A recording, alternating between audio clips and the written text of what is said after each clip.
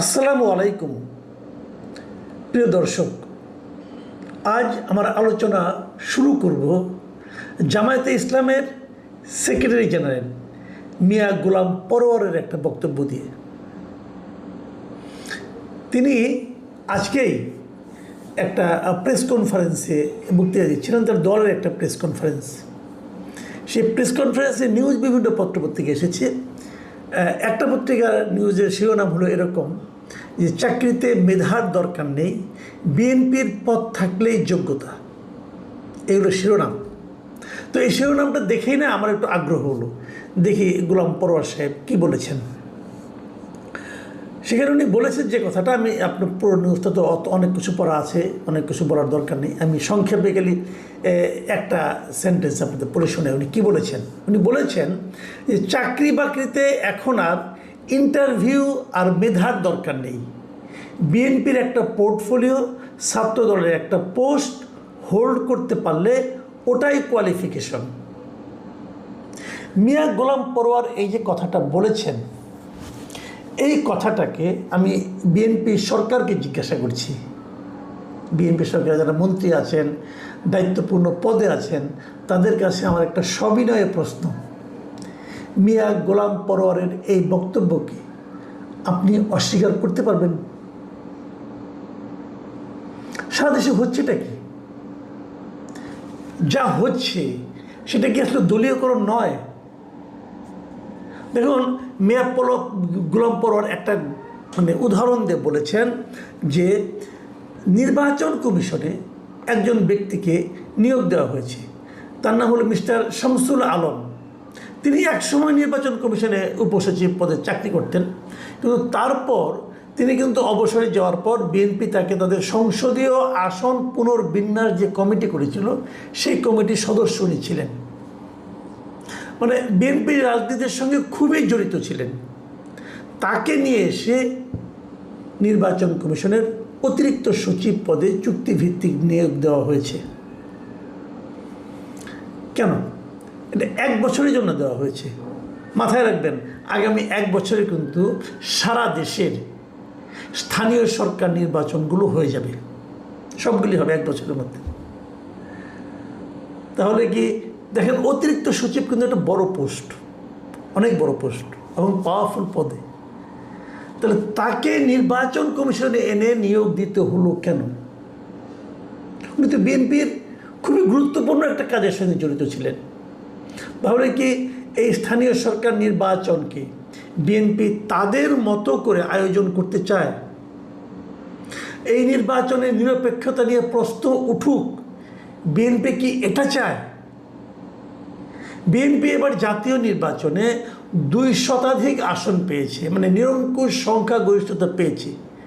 নিরঙ্কুশ সংখ্যাগরিষ্ঠতা পাওয়া একটা দল মাত্র 1 বছরের মাথায় তাদের আত্মবিশ্বাস কি এতটাই কমে গেল যে নির্বাচনকে ম্যানিপুলেট করার জন্য নিজেদের লোক সেখানে বসাতে হবে? আমি এই প্রশ্নটা কিন্তু করতে চাই বিএনপিকে। যদি 1 বছরের মাথায় আপনাদের এই দুরবস্থা হয়, 5 বছর পর আপনাদের কি হবে?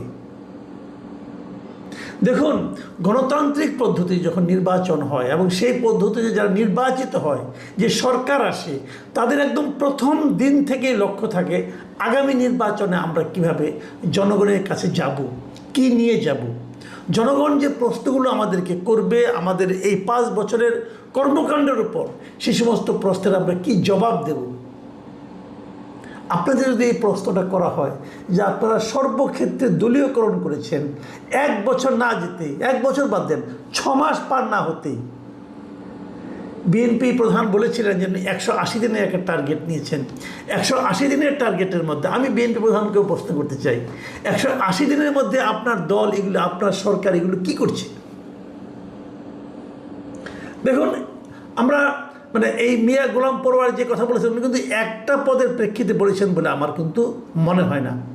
2 দিন আগের কথা বলি আমি আপনাকে। এই সপ্তাহেই সরকার একটা অসাধারণ কাজ করেছে, সেটা হলো রাষ্ট্রের 12টা সরকারি সংস্থা, বোর্ড বা কর্পোরেশন এগুলো নির্বাহী যে পদগুলি আছে, প্রধান নির্বাহী যে পদ, মানে চেয়ারম্যান অথবা এমডি, এই সমস্ত 12টা পদে ওনারা ওনাদের দলীয় লোককে বসিয়েছে। মানে যে লোকগুলিকে বসিয়েছেন তারা কোনো সরকারের কোনো কর্মকর্তা নয়, বিসিএস কর্মকর্তা নয়, অথবা প্রশাসনের কোনো কাজে তাদের কোনো অভিজ্ঞতা নাই, কেবল দল করে। এই জন্যই তারা, দল মানে বিএনপি করে অথবা বিএনপি কোনো অঙ্গ সংগঠন করে, এই যোগ্যতাতেই তারা এই বড় বড় পদগুলো পেয়েছে। এর মধ্যে সরাসরি রাজনীতি করে না মাত্র একজন, যার নাম আগে বললাম, যিনি নির্বাচন কমিশনের সাবেক উপসচিব ছিলেন এবং বিএনপি নির্বাচন বিষয়ক বিশেষজ্ঞ উনি, মোহাম্মদ শামসুল আলম।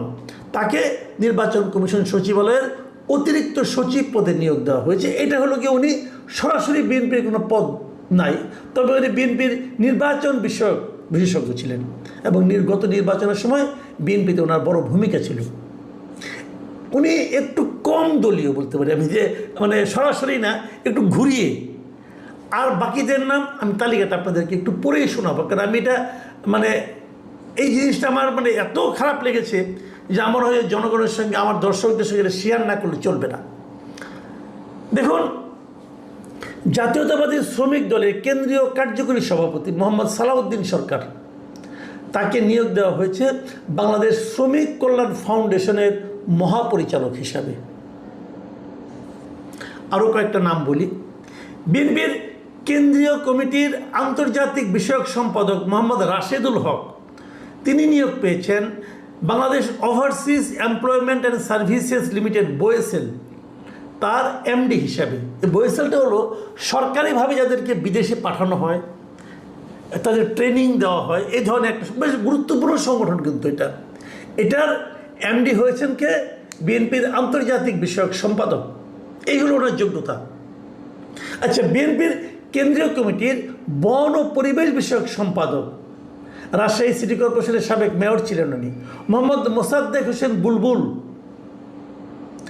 তিনি নিয়োগ পেয়েছেন বাংলাদেশ বন শিল্প উন্নয়ন কর্পোরেশনের চেয়ারম্যান হিসাবে।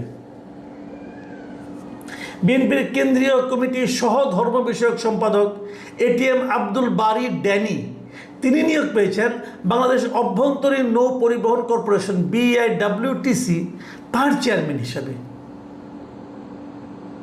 দেখুন, এগুলি কিন্তু কোনোটাই রাজনৈতিক পদ না, এগুলি অত্যন্ত গুরুত্বপূর্ণ পদ এবং এই প্রত্যেকটা পদের, প্রত্যেকটা প্রতিষ্ঠানের কিছু অর্থনৈতিক কর্মকাণ্ড আছে এবং সেগুলির সঙ্গে জনগণের কিছু স্বার্থ সংশ্লিষ্ট বিষয়ও আছে। সেটা প্রধানের পদে নির্বাহী প্রধান হিসাবে নিয়োগ পাওয়ার জন্য যোগ্যতাটা কি? ওনাকে বিএনপি করতে হবে এবং বিএনপির কোনো কোনো জায়গায় আরও আমি আপনাকে 12টায় পড়ে শোনাবো আপনাদেরকে। জাতীয়তাবাদী যুব দলের সাবেক কেন্দ্রীয় সহসভাপতি মোহাম্মদ কামরুজ্জামান, যিনি কামরুজ্জামান দুলাল নামে পরিচিত, তিনি নিয়োগ পেয়েছেন বাংলাদেশ জাতীয় সমাজ কল্যাণ পরিষদের নির্বাহী সচিব হিসাবে। বিএনপির রংপুর বিভাগীয় সহ সাংগঠনিক সম্পাদক আব্দুল খালেক, তিনি নিয়োগ পেয়েছেন বাংলাদেশ ইস্পাত ও প্রকৌশল কর্পোরেশন BSEC, এটার চেয়ারম্যান হিসাবে।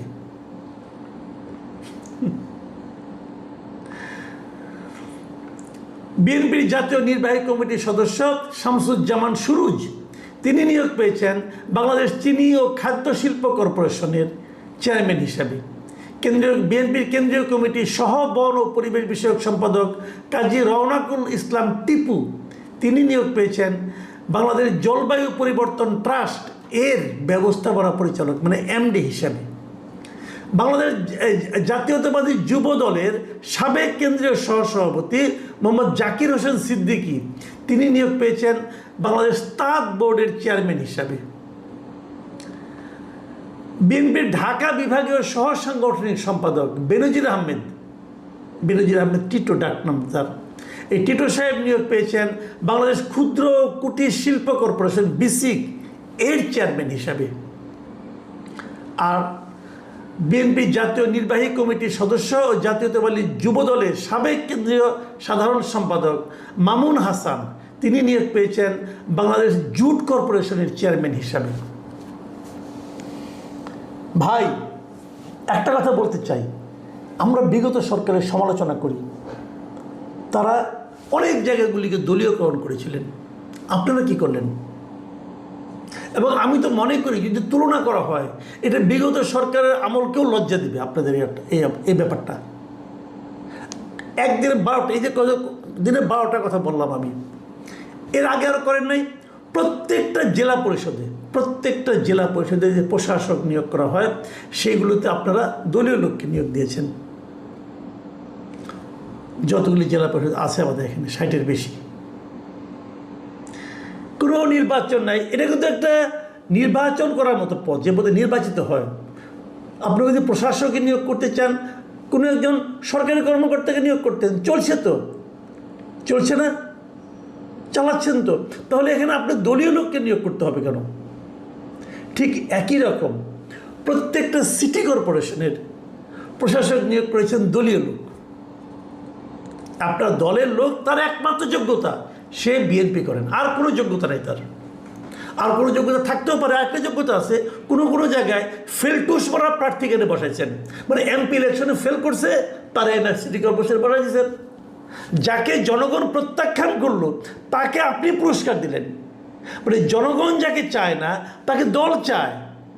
মানে দলের সঙ্গে জনগণের চিন্তার কতটা পার্থক্য ভেবে দেখুন একবার। তাকে আপনি আনতে হবে, তাকে আপনি ভালোবাসেন, ভালো কথা, তাকে একদিন চা নাস্তা খাওয়াই দেন, অসুবিধা রেখে আছে, ভালোবাসা প্রকাশ ঘটুক। কিন্তু উনি তো ওনার যোগ্যতা প্রমাণে ব্যর্থ হয়েছেন, উনি তো জনগণের মন জয় করতে পারেন নাই। তাকে আপনি জনগণের মাথার উপর চাপাই দিয়েছেন।